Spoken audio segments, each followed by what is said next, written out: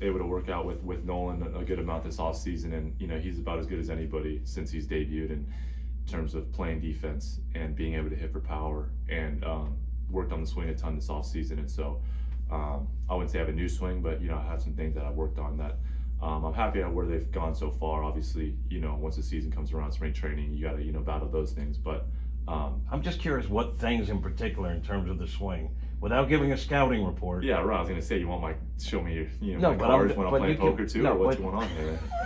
But you can kind of Yeah, talk I around think- the edges. Yeah. No, I think bat path is the main thing. I think some of my body movements weren't as efficient as I think they could have been, and so making sure that I'm trying to stay through the middle of the field, kind of generating my energy, within myself. Like I said, through the middle of the field, having good direction, and then making sure my bat path is working correctly with that. And so, I'm just so fortunate to be able to work with Nolan.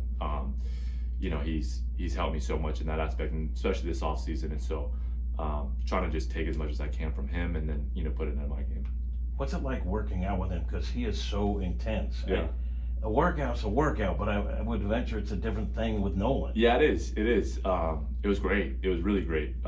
Being able to see him in the weight room, the way he works, like you said, he's intense, and he gets after it, and we go from there and do baseball work after that, and that's the side that the intensity kind of comes out of him, and when we're getting on the field, hitting on the field, taking ground balls, throwing, doing whatever, it's awesome to see. It really is, and it's a joy to watch and be a part of, and then it elevates my game because I got to try and match that. And so, but then also you get to see behind the scenes a little bit, and he's intense on the field, no doubt, but great sense of humor, great guy. And so that's the side that I always get to see too, that not everybody else gets to see. But yeah, man, it's really a pleasure.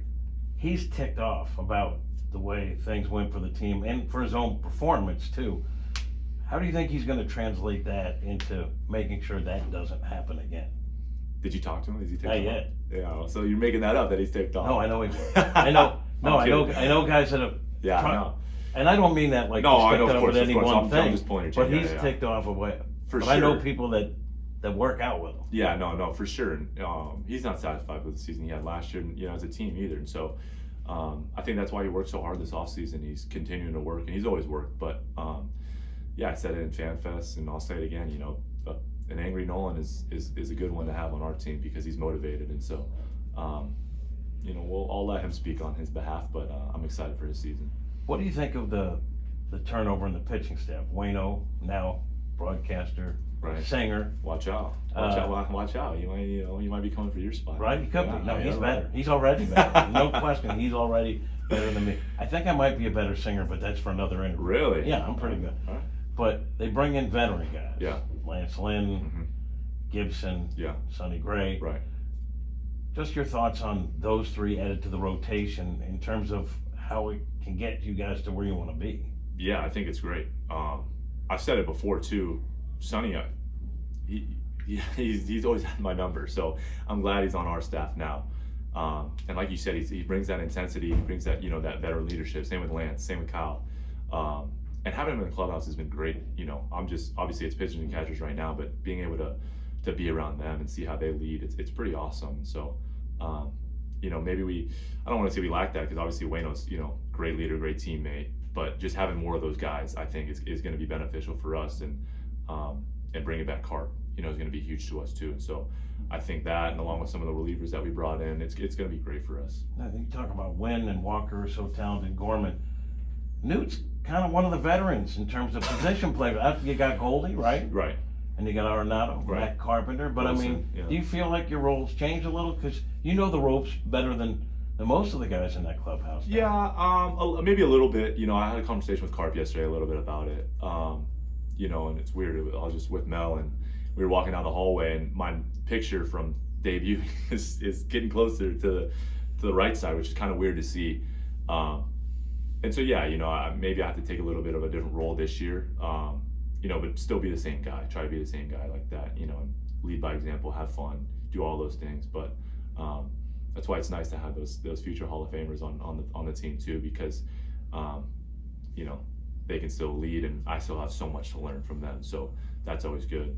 But yeah, I couldn't be more excited to bring Carp back too, because I had a lot of good times with him, and so he's taught me so much that I'm going to continue to learn from him. One of the things that they said when they brought Carp in is, look, the guys that are playing every day, their hands are kind of tied with making sure they stay at a high level. Sure. And it's for guys who aren't playing every day, we need more leadership from that. Carp seems to fill that bill, don't you think? Perfectly. And he's going to contribute, on the field as well. So I'm excited for that. And he came out and we got to, he worked out with me and Nolan for a little bit this offseason. We got to see him, and he's looked great so far in camp. But yeah, I mean, I don't know if you can draw up a better guy, in terms of being a veteran, good person, leader, seen it, done it. I mean, he's really just a perfect blend, and somebody I really idolize and I look up to. He helped me so much at 21. It's just, I'm glad that Wynn and Walker, Burley, Donnie, Gorman, all these guys are going to be able to see him throughout the whole season, because he helped me tremendously, and I think this year it'll be even more. I know you're going to say no, but do you set number goals? No, I'm kidding. Do you set number goals? Because for a guy who walks, there's probably on-base percentage, and maybe you look at OPS, obviously, but right. Homers too, because you're a guy who can also do some damage in terms of home runs and doubles and right. extra base hits. Yeah, I do. Share those. Go ahead, share yeah, numbers. Right. No, but it's different. It's not I wouldn't say the traditional baseball stats, right? Like I've always talked to my hitting guy, and he's always talked about. We look at barrel percentage. If I'm hitting a lot of barrels, I'll be in a good spot, and you can't really control if a ball falls or not. But if you hit a lot of barrels, then your percentages are going to go up, and you just pray that the baseball gods are looking on you and those fall. But try to control the controllables, and I think barrel percentage is one of them, and that's something that I'll look forward to. You know who you sound like right now? Who's that? Goldie. Yeah. Because Goldie, that's his thing. Like, if I barrel right. 3 balls, I'm not in control of where they go. If I know I barreled it, that's the key. Right. So if none of them fall, then it's just an unfortunate day. But you're giving yourself the best chance to have a successful day. And so that's what I'm looking forward to. No one on this ball club wants to talk about last year. Like, these guys are saying, look, we moved on. But I'm wondering, how much will that fuel some of the guys in the clubhouse that went through the way it went last year, not wanting to be in that position again? I think a ton. And I we spoke on it in December, and it motivated a lot of guys, and the city of St. Louis didn't deserve that, and we didn't want to put that product out there, and so we got that bitter taste in our mouths. But what's also great is that a lot of guys in that clubhouse didn't experience that. They experienced success or whatever it was last year. They were on different clubs, and so they're coming in, and so we kind of have that fresh mentality where a lot of new guys weren't there, but also the guys that were there are learning from that, and I think coming into spring and having a new attitude about it. So I think we've got a good bunch with an optimistic mindset and a motivated mindset for sure. All right, got a few more gimmick questions. I'm sorry, I like talking to you, and I look. Right. Just so you know, you're instant offense with the interview. This is where you have to speak on yourself, because I was shocked by this. Teammate least likely to pick up a check. Me.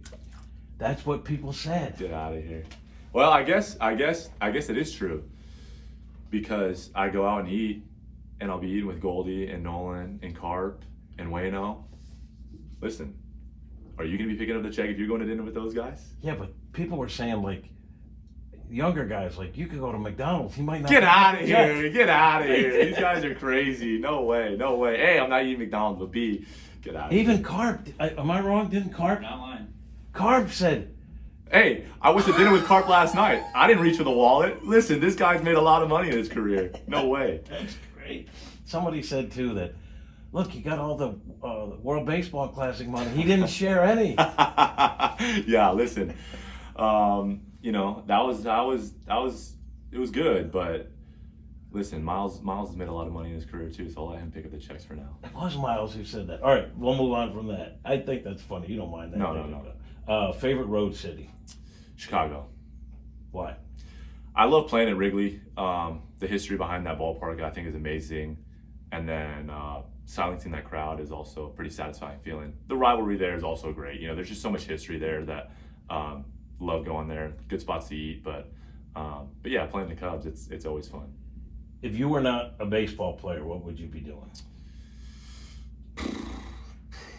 I always said like a high school athletic director, coach, and something. I had a very, very,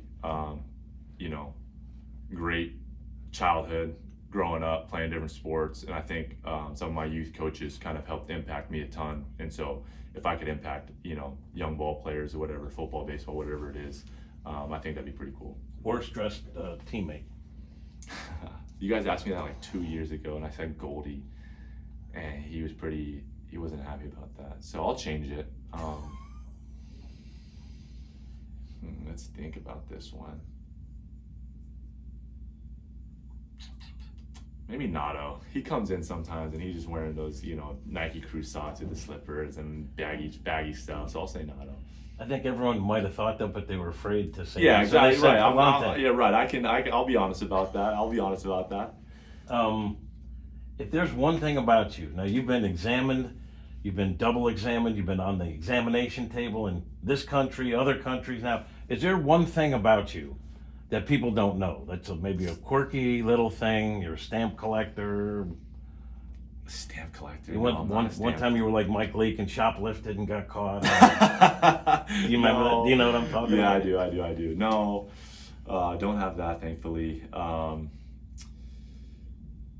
Did you know that I was a 2-time All-State quarterback? Yes. Well, let me say that again. I was a 2-time All-State quarterback, and I knew you knew that, but I just wanted to say that again. But you know what?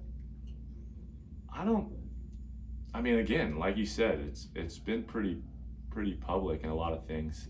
That's good. I'll Yeah. go. Just so you know, because when they brought you up, I do research and I talked to one of the minor league PR guys. Yeah. And they were like, "No, this guy's an athlete. Like he was like a crazy good football player, quarterback." So I was like, "All right." You want to get me talking? You start talking about high school football, so I'll start talking. What was your best high school football memory? And could you have played college football? I could have played college. Yeah. But baseball was more my path. I thought baseball family came from a baseball family. My brother was at SC and got drafted, and so that was always kind of my I thought future. But I miss it. I miss it a lot. Last thing, who would you like to see that hasn't been there recently headline at a Bush concert? Headline at a Bush concert. Like what big band that you're a fan of would you like to see? Yeah. Shoot. Obviously Morgan Wallen was there last year. I just saw Drake was in St. Louis too. I don't know. I don't know who's been there and who hasn't been there. Who's your favorite guy right now, or gal, or band? I like Morgan. I like hip hop, so I like Drake, and I like Morgan Wallen because I like country too. I saw Shane Gillis, who's a comedian. I saw him in St. Louis too. I don't know, man. Those are kind of the three things that country music, rap music, hip hop, and comedy. That's all good. Yeah, so I don't really know. But St. Louis gets their love.